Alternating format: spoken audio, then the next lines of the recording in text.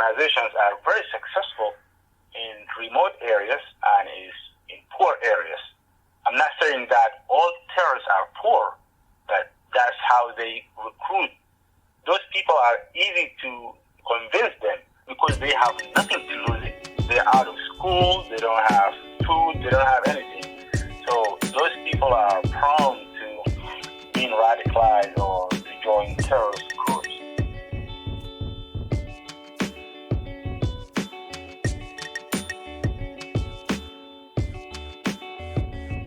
Hi, and welcome to the 1CA podcast. My name is John McElligott, your host for today's episode.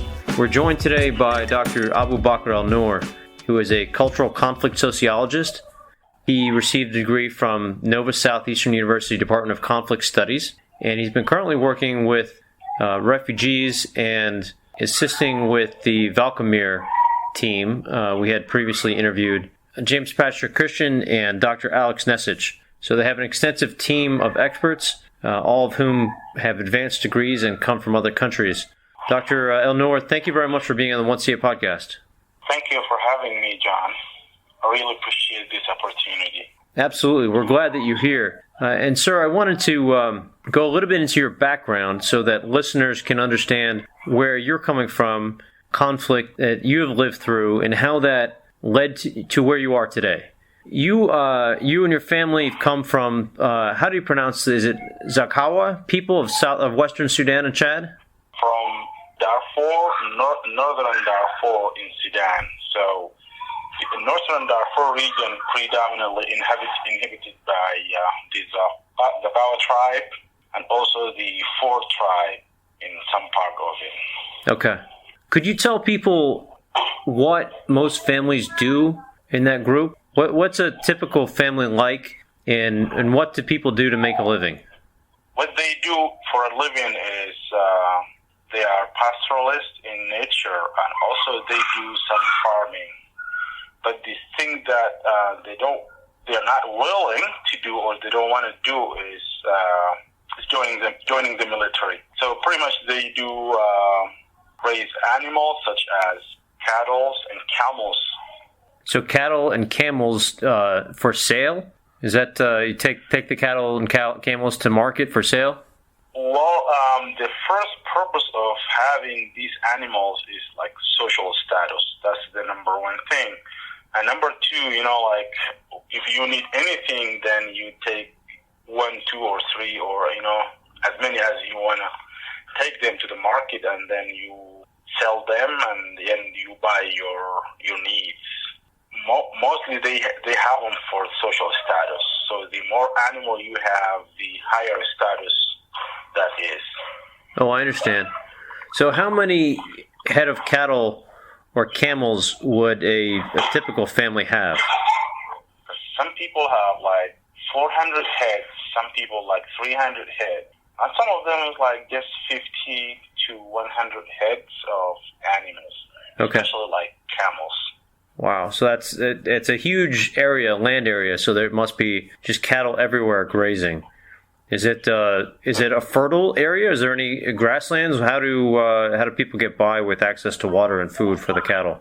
It's a desert, pretty much. So that's why raising camels in that area that's the ideal place to raise camels. Right. And also like the Zagawa region that stretches from Libya, south of Libya, and then east of Chad, and then the northern part of Sudan. So that is the expansion of the Sahara Desert. Right. So how people are nomadic people, would you say? Yes, by nature they are nomadic. So even though sometimes they leave, you have a family, you leave your family, and then you take your animals, and then you go, just roaming in the Sahara area, looking for, grazing lands for your animals and so on and so forth. So okay. They are nomadic by nature. Okay. Dr. Elnoor, you mentioned that people there would not want to join the military. Why is that the case?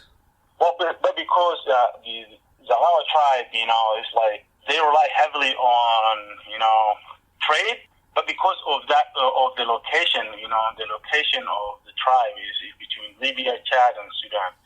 So they do that like mostly, and they don't want to join the military, but because part of it also the Sudanese military, like officers in the Sudanese military is like they are from same tribes from the north. So whenever people from that region want to join the military, you just just being like enlisted. Okay. Right. Not more of the officers. So that's why they don't want to join the military. Yeah. Working for someone, and then I think that's understandable. You should have that, right, to compete with others. Sure. And they're not on equal footing. They cannot compete for positions as officers like people from other tribes can, it sounds like. Yeah, that's the number two reason for not having or not wanting to join the military. Okay, understood, yeah. Sir, before you earned a degree from Nova Southeastern University, this was the Department of Conflict Studies, you had lived through conflict and experienced trauma yourself. And I wondered if you could talk to the listeners about what the Darfur conflict, the civil war, was about and how that impacted your family, because that was a watershed occurrence. That changed the trajectory of your life. Many people in America, I think, they heard about this conflict at a distance. There were many celebrities who tried to shed a light on what happened in Darfur, what continues to happen in their area. But could you talk to folks about what was the Darfur Civil War about? When did this begin? And how did it impact you? Well, first of all, the Darfur conflict, like the real conflict, started in 2003. But prior to that, we had a lot of, back and forth and some sort of conflict, but not manifested as the way it is right now, or at least the way it was in 2003. But let me give you a little bit of a historical background of Darfur before I delve into the conflict and what caused it. So the Darfur, as the name Darfur, Dar in Arabic is the home, and then Fur is the tribe. So pretty much the name Darfur means the home of the Fur tribe. So the Fur tribe is the number one tribe in Darfur. That's why they took the name. And then there's another, and then the Zaghawa tribe, and then the Masalit tribe, kind of like number three. And of course, there are other tribes, those who consider themselves as Arabs, but in nature they are nomads. So they are roaming from one place to another. Prior to the kingdom of the Fur, there was a kingdom called the Tajo Kingdom, and that ruled the region from 1100 to 1480. It's about 380 years. And then after this kingdom came another kingdom called the Tunju Kingdom, and that also was in charge from 1480 to 1640. And it's roughly about 160 years. And then the Fur Kingdom came, and the Fur Kingdom started from 1640 until 1916, about 276 years. And then after that, the Darfur was annexed to the rest of the Sudan in 1916. And then Darfur continued with Sudan until the independence of Sudan, which was in 1956. And then after the independence, we had government that predominantly from north. And then the first government was, after the independence, was the what they call the Council of State, the Sovereignty Council, and that also started 1956, right after the independence, for 2 years until 1958. And then after that, there was a general called Ibrahim Aboud, took over through a coup d'etat, or the military coup, and he ruled from 1958 until 1956. So about 6 years.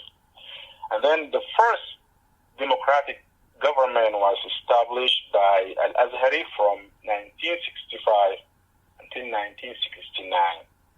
It's about also 4 years.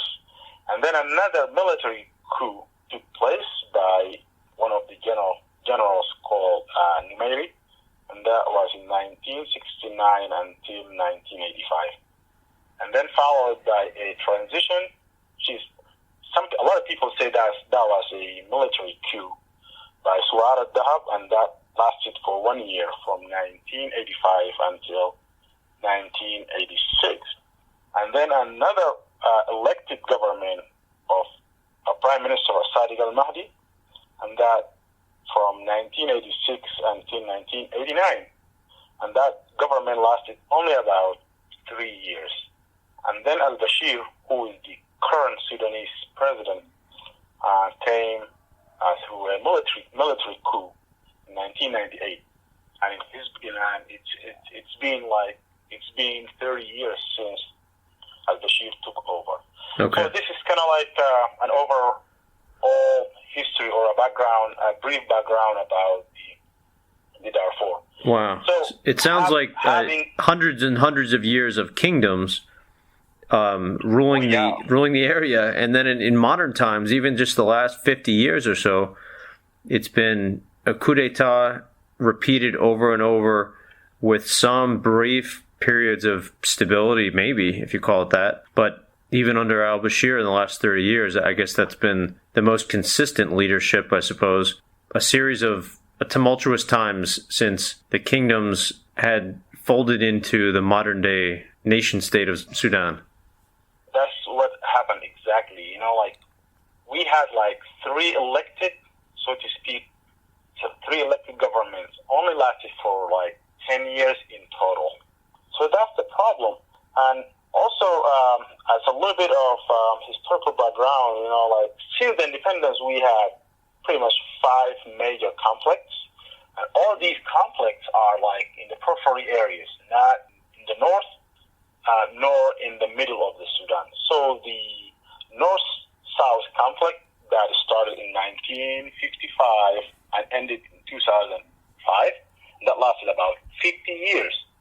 And so a lot of people characterize that as the conflict between Muslims and Christians. But so to speak, a lot of people say it's a struggle, it's a power struggle. But people have their own opinions. They may agree or disagree, but mostly about power. And also there was still going on the Nuba Mountain conflict in the west, and the Blue Nile conflict also in the west-south, and the Bija conflict also that was in the eastern part of Sudan, and the Darfur conflict.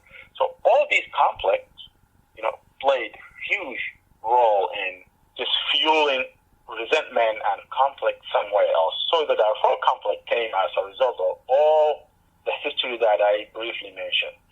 Having governments from the north or the middle of the Sudan not having a lot of policy makers from the region, from Darfur.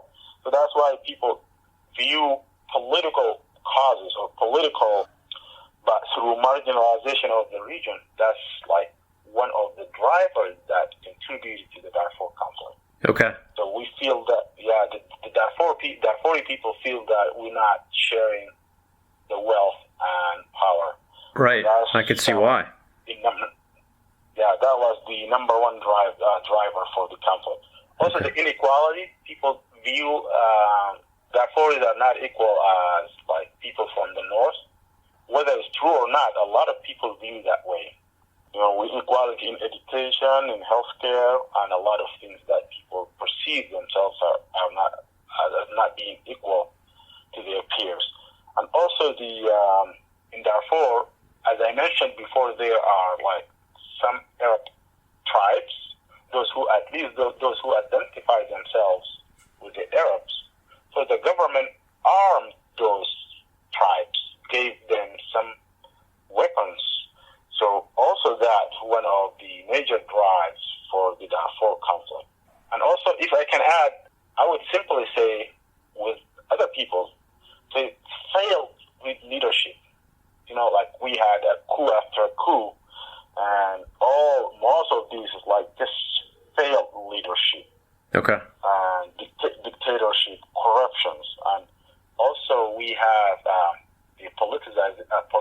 globalization of the religion, Islam in particular. Right. People are just trying to use that religion as a vehicle, trying to achieve some sort of gains through mobilizing people. Like we are this, we are these people, we are against them, Muslims against Christians, Muslims against non-religious people, and so on and so forth. Right. And also, there are some sort of external influences, like the Arab League, or at least some Arab countries, help the Sudanese government in some way or another, as having the Sudanese government identifying itself as like being an Arab elite. So the current government had a lot of support from the Arab League and some countries like Saudi Arabia, Qatar, and some Muslim countries like Turkey, and so on and so forth. So that is the political part that sparked the Darfur conflict. Other people think that there are other environmental issues also, the scarcity in resources, and that has led to conflict between herders and farmers, the right. pastoralists and the farmers. And that's probably always been there, though. If there are nomadic peoples competing for resources, for feeding families and growing crops and feeding livestock, I would think that in that region, over hundreds of years, those conflicts, have they always been there, though? It's been there for so many years. And as you mentioned, due to the scarcity of resources you see the competition between farmers and herders. Those who have animals, they want their animals to graze on these lands, and those who own the farms, they want to, benefit from the crops that they grow. So you see a constant conflict between these two groups. Okay. So that's one also. Yeah, and also there are other cultural facts or drivers that contributed to the Darfur conflict, and the notion of identity. Who are like some people identify themselves with Arabs, and other people identify themselves as being Africans. So that is a huge struggle in the Darfur region. Right. And also, and there are also ethnic tensions between Arabs and non-Arab tribes, and between, even within one group, like the Arabs themselves and African tribes themselves. So also that is huge. And the last thing that I want to add to this one is even though it looks like political, so the government enforced the idea of acculturation. I call it forced acculturation. So you have to adopt, the Arab culture, whether you like it or not. So that's the identity issue, they force you to embrace other culture that you don't like it, or at least that is not yours. So these are the factors that led, or at least contributed to the Darfur conflict. Okay. It started in 2003 and continues today? Still continue. Yeah. Not as it was in 2003 or 4, but it's still, it's not completely settled down. So I would consider it's still going on. Okay. Folks, you've been listening to an interview with Dr. Abubakr Elnoor. We're talking about the Darfur conflict. When we come back, I'll ask Dr. Elnoor about the research he's been doing on the underlying psychological drivers of violent extremism in some Muslim communities.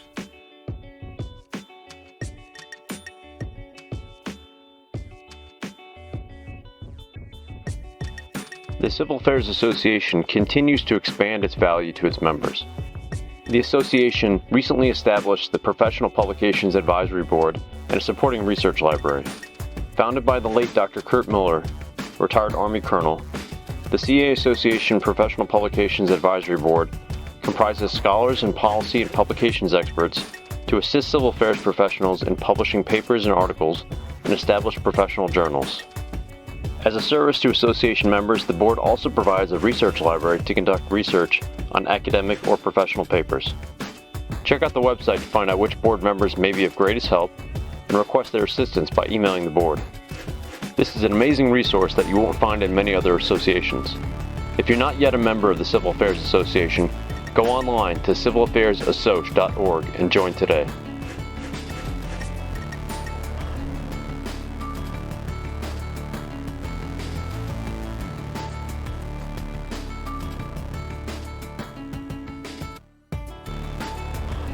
Thanks for listening to the 1CA podcast. Welcome back to our conversation with Dr. Abubakr Elnoor. Dr. Elnoor, I wanted to ask you about the research that you've been doing. So built on your experiences, you grew up in Darfur, Zaghawa people. You went on a journey as a refugee. I want to talk about your research, but first, could you mention what was your journey like as a refugee? How did you get out, and how did you find yourself in the United States? Well, one thing I want to say here is, I came here not as a refugee. I came here with the visa, the diversity visa, here to the United States. While the conflict was going on in 2003, I was lucky, to come to the United States. But I do have some friends who couldn't make it. Some of them died in the Darfur conflict in 2003. And some of them later on in 2004. So I'm sorry to hear that. I've been doing, research on terrorism in general, terrorism and the drivers of terrorism, and also I've been doing research on violent extremism, radicalization. So all these topics fall under the area of my expertise. Okay. And that's why I've been working on these topics. So, sir, let's talk about that. We want to focus on the research that you've been doing for the underlying psychological drivers of violent extremism, and you focused on the Muslim Ummah, the Muslim community. Could you talk about what are some of the key findings that you found? During my research, I found out that terrorism has no specific definition. People define terrorism based on a lot of things. And up to this point, there is no specific definition of terrorism. Even in the U.S., there are many definitions. The FBI has one definition. The CIA has its own definition, as well as the State Department. The UN, the United Nations, also has a different definition of terrorism. So we don't have a consensus about what terrorism is. But during my study, every day when I read and when I write something, I go and how could we find a concise definition of terrorism? A terrorist, from one person's view, a point of view, might be a hero of somebody else. One of the drivers of terrorism, and that is very broad, that's poverty.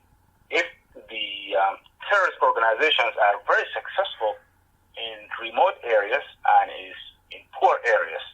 I'm not saying that all terrorists are poor, but that's how they recruit. Those people are easy to convince them because they have nothing to lose. They're out of school, they don't have food, they don't have anything. So those people are prone to being radicalized or to join terrorist groups. So okay. That's the number one is poverty. And also, revenge. Some people just do the act of terrorism, even though they might not know about it. It's terrorism, but they do it out of revenge. And as you know, like in Darfur and in other countries in the Middle East or in the Muslim countries in general, revenge is huge. Like honor killing, revenge. These things are still alive there. So a lot of people do terrorist acts as a result of revenge. And others do it as being excluded. Like when you feel that you are left behind or left alone, being excluded from, any gathering is like to share power or to participate in a community. When people feel that sense, some people just resort to a violent act. Right. And one of these violent acts is terrorism or violent extremism. Even though there's a difference between terrorism and extremism. Terrorism is just the action, but violent extremism could be just ideas. People have to the far left or to the far right with their views.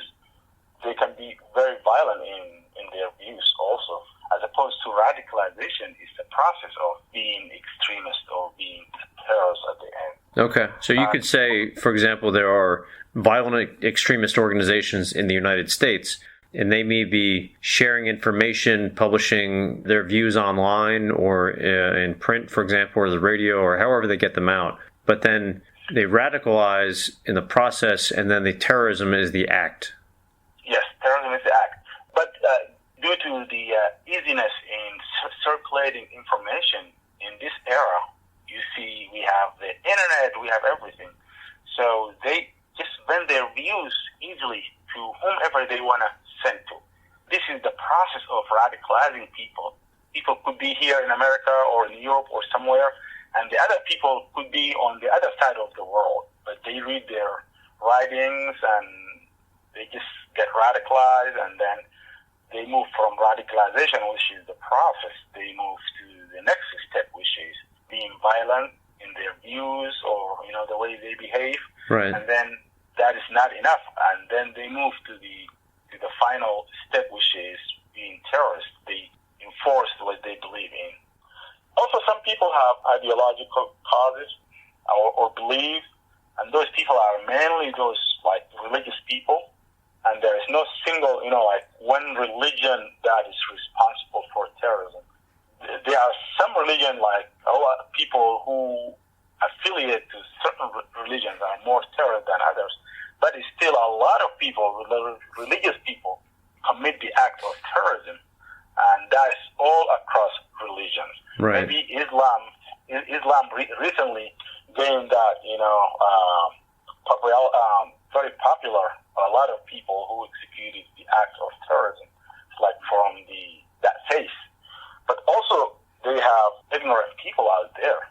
Yeah, they Not are. because some specific religion is violent in nature, but they are ignorant people who believe or who misinterpret these verses or the faith, and then they commit the act of violence or the act of terrorism in the name of that religion. Right. So That's these a good are point. kind of the drivers of terrorism or the act of terrorism that I found. So the first component is social and economical, and then the second component is ideological, and the third and last component of these drivers is pretty much political, and then that's the denial of people's rights by governments. So governments deny people their rights, so people turn into radicalization, and then in order to have the governments listen to them. And also, you see government repression. So some governments, especially in the Middle East, are so oppressive, people just turn into terrorists. And also, in the Middle East, or at least in Africa, there are areas where ungoverned, or at least poorly governed, the government is not controlling these areas, kind of open areas. And these are safe haven for terrorist groups. Like right now in Libya and in Chad and in Sudan, these vast desert, no control. The government of Libya has no control of these areas, nor the government of Chad and Sudan. Right. So terrorist groups, they control it. They control it, and they use it as safe haven for, and they grow and for training and all these things. Yeah, and if they can only be slightly better than the formal government, then people will follow them. People will be involved. That's correct. And also, we have some state sponsorship for this act. And as I said earlier, the notion of us versus them, those governments that use the notion of us versus government sponsor terrorism through gaining some popularity or some at least grassroots. A lot of governments do that. So these are the major drivers, and all these drivers, of course, impact or affect the psychology of people, how they do things, how they think about things, and how they carry themselves in order to execute those things. So these are the findings that I found it during my research on the issue of terrorism. Dr. Elnoor, thank you very much for sharing that. I was going to ask you, as our final question, what the Marine Corps has been learning from your work, because you're on the staff of the Cultural Conflict Training Team at the Marine Special Operations School, and I wanted to ask you how the Marine Corps has been incorporating your research into their TTPs, their tactics, techniques, and procedures when they're working on civil affairs and information operations. It sounds like you've laid out pretty clearly some of the main drivers for violent extremism or for members of the Muslim Ummah to be involved or to radicalize and carry out terrorist acts. Is that essentially how the Marine Corps is learning from your research, by knowing more about the communities they may be targeting? The Marine Corps here is slightly different than the Marine Corps over Camp Pendleton in California, but mainly I teach culture in general. I teach culture for the Marines, especially during the first week of, like when we have like new students, I teach them culture. And that, could be very generic. I'm not focusing on terrorism per se, but I teach very generic aspect of culture, especially the Arabic culture in the Middle East and also in Africa. Okay. Well, thank you very much, sir. I really appreciate the conversation we've had today. This is Dr. Abubakr Elnoor discussing the Darfur conflict, how it was connected with his family. He's since been able to earn a doctoral degree from Nova Southeastern University, Department of Conflict Studies, and is working with the team at Valkamir. Dr. Elnoor, I really appreciate your time. Thank you very much for being on the 1CA podcast. Thank you, John. Thank you for having me. I appreciate the opportunity to talk to you. Thank you.